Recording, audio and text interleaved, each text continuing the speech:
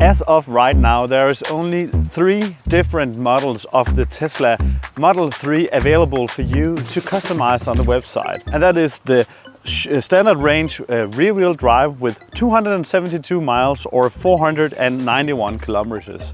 Or it's the long range all-wheel drive with 333 miles or 602 kilometers. The performance model with all-wheel drive 616 miles and 547 kilometers.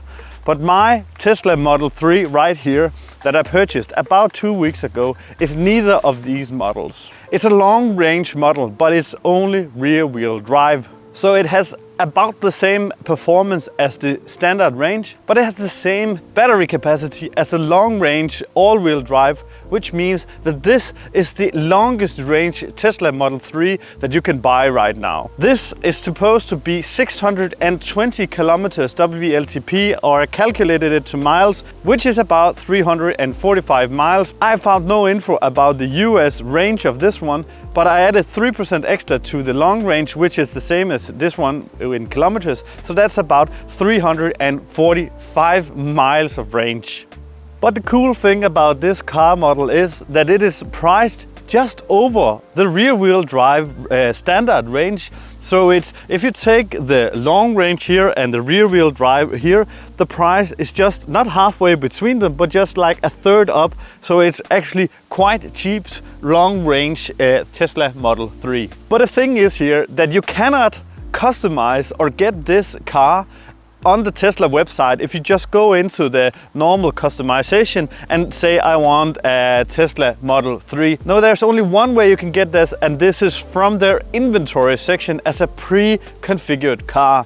And there is 3 rumors on how this car actually came into existence. The one is that it's a fleet order and you can only get this special long range if you buy it as a business and you're buying it as a whole fleet. And this inventory that's left in Tesla that you can buy, the extra inventory, is a fleet order gone sour.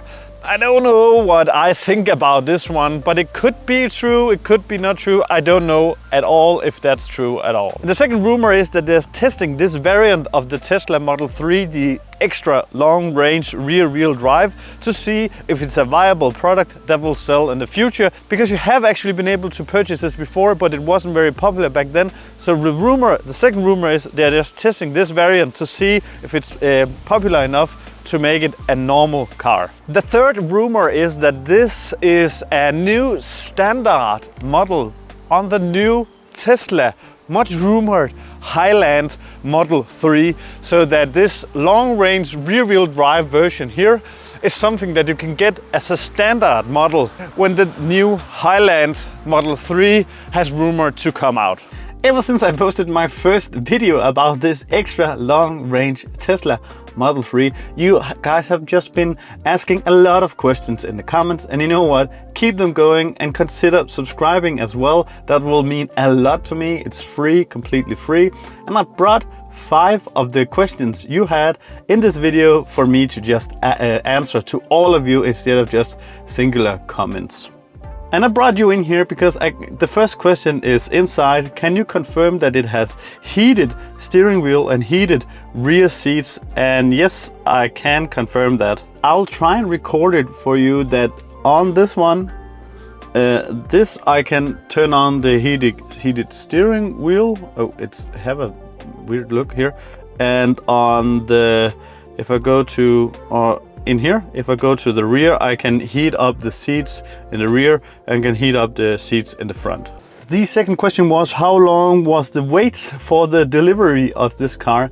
I actually think I only waited about 10 days. I can't really remember how long it was because it didn't feel that long. So let's just say 7 to 10 days. It was really fast. And this is because that when you buy this specific, and this is because when you buy this particular model, it's because it is an inventory model, so they don't have to customize it and build it first. It was already built, but it was just not sitting in my country. It was in Germany and just had to be shipped to Denmark.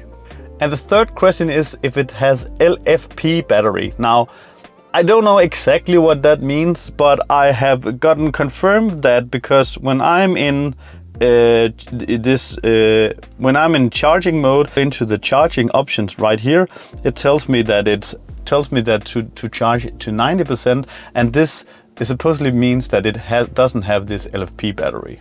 It's very windy today, but hopefully you can hear me. The fourth question that I got is that because this one is only rear-wheel drive and not all-wheel drive, does it mean that this is more unstable and less reactive than some of the other faster Teslas?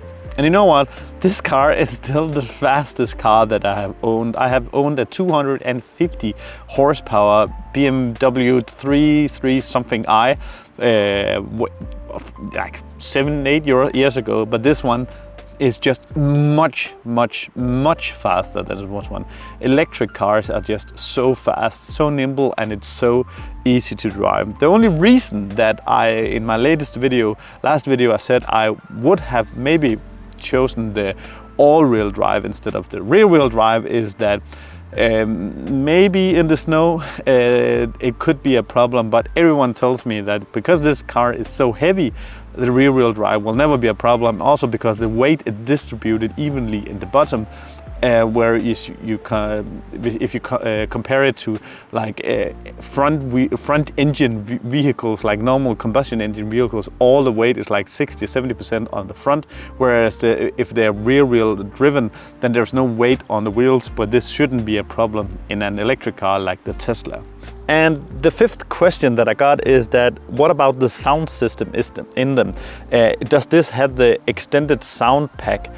And I'm not sure what you're talking about in this one, because honestly, when I talked to the Tesla employees, and I mean this, that they said there's no difference between the standard, the long range, and the performance in the interior whatsoever. The only thing that's different in them is software, and when you upgrade it, and the only other thing is the motors, the wheels, and the battery. But then, like for researching online, I see that there is something with some fog lights and so on, and people tells me that I have the extended version because somehow you'll be able to see that this one has fog lights. Yeah, it's kind of dirty now. That's the thing with owning a white car. If you have any questions, please leave them in the comments below, and I want to leave you with this one. There's a comment from another subscriber says, every time you need to drive a combustion engine after driving a Tesla, it's like driving a tractor. And I know exactly what he's talking about. Thank you for watching. Consider subscribing. Bye.